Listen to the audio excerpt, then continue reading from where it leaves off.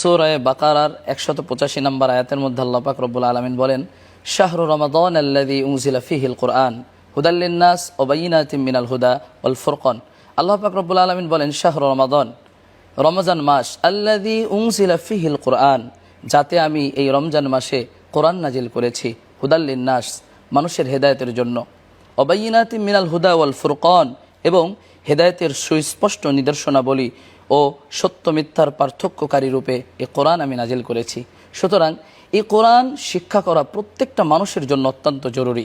যেমন ইবনে মাজার মধ্যে এসেছে 224 নম্বর হাদিসের মধ্যে রাসূলুল্লাহ সাল্লাল্লাহু আলাইহি ওয়াসাল্লাম বলেন, তলাবুল ইলমি ফরিদাতুন আলা কুল্লি মুসলিম, দ্বীনি ইলম শিক্ষা করা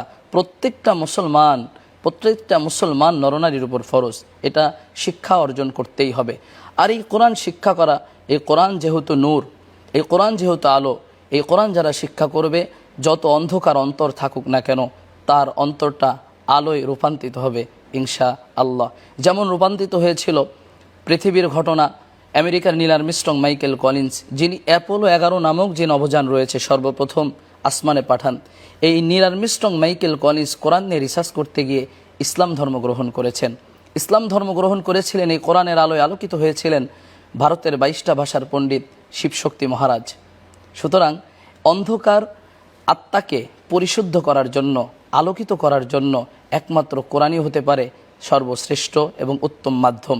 আল্লাহ পাক রব্বুল আলামিন এই কোরআন শিক্ষাকে আমাদের জন্য ফরজ করেছেন।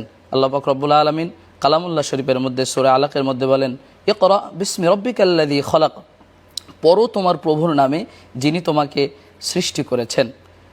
শুধু দুনিয়াবি বাহ্যিক শিক্ষা অর্জন করতে হবে বিষয়টা এমন নয়, আমার এর পাশাপাশি পবিত্র কালামুল্লাহ শরীফ শিক্ষা অর্জন করতে হবে।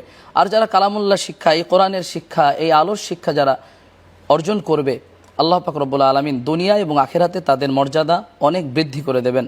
যেমন বুখারী শরীফের 5027 নম্বর হাদিসের মধ্যে রাসূলুল্লাহ সাল্লাল্লাহু আলাইহি ওয়াসাল্লাম বলেছেন, খায়রুকুম মান তাআল্লামাল কুরআন ওয়া আল্লামা, দুনিয়ার মধ্যে সর্বশ্রেষ্ঠ সর্বোত্তম মানুষ হলো যে কোরআন মাজিদ শিক্ষা করে এবং শিক্ষা দেয়।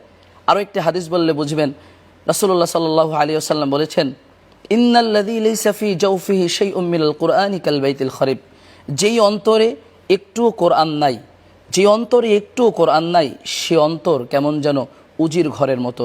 সুতরাং কোরআনে কারিম অবশ্যই আমাদেরকে শিক্ষা অর্জন করতে হবে, কোরআনে কারিম শিখতে হবে, পরিবারবর্গকে সবাইকে শিক্ষা দেওয়ার মতো ব্যবস্থা করতে হবে।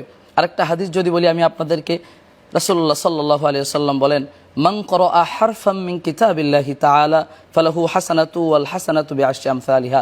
রাসূলুল্লাহ সাল্লাল্লাহু আলাইহি ওয়াসাল্লাম বলেন, যে ব্যক্তি কোরআনে কারিমের একটি আয়াত, একটি হরফ পাঠ করবে, আল্লাহ পাক রব্বুল আলামিন তাকে 10টি নেকি দিবেন। আর যেহেতু রমজান মাস চলছে, এই রমজান মাসে তো প্রত্যেকটা হরফে 70টা করে নেকি রয়েছে। সুতরাং একটি হরফ পাঠ করলে যদি 10টা নেকি হয়, আপনি এই 10কে গুণ করলে 70, 10 গুণ 70 কিন্তু 700 নেকির অধিকারী হবেন। আরও যদি আমি কোরআনের মর্যাদা সম্পর্কে যদি বলি, কোরআনের আজমত সম্পর্কে বলি, রাসূল সাল্লাল্লাহু আলাইহি ওয়াসাল্লাম বলেছেন, মান ক্বারা আল কুরআন ফাস্তাযহারাহু ফাআহাল্লা হালালাহু ওয়া হাররামা হারামা আদখালাহুল্লাহুল জান্নাহ ওয়া শাফাআহু ফি 10রাতিন মিন আহলি বাইতিহি কুল্লুহুম ক্বাদ ওয়াজাবাত লাহুন নার। রাসূলুল্লাহ সাল্লাল্লাহু আলাইহি ওয়াসাল্লাম বলেন, যে ব্যক্তি কোরআনে কারিম হিফজ করেছে বা কোরআন শিখেছে, সে ব্যক্তি যদি হালাল হারামের উপরে চলে, সে ব্যক্তিকে আল্লাহ পাক রব্বুল আলামিন জান্নাত দিবেন এবং তাকে এমন সুপারিশ করার অধিকার দিবেন যে এমন 10 জন যাদের জন্য জাহান্নাম ওয়াজিব হয়ে রয়েছে, এমন ব্যক্তিকে জান্নাতে যাওয়ার, তাদের জন্য সুপারিশ করার মতো তৌফিক আল্লাহ পাক রব্বুল আলামিন তাকে দিবেন। এজন্য সম্মানিত দর্শকবৃন্দ, আপনারা যারা দেখছেন, চমৎকার একটি প্রোগ্রাম, আমরা সকলেই কোরআন তেলাওয়াত করব।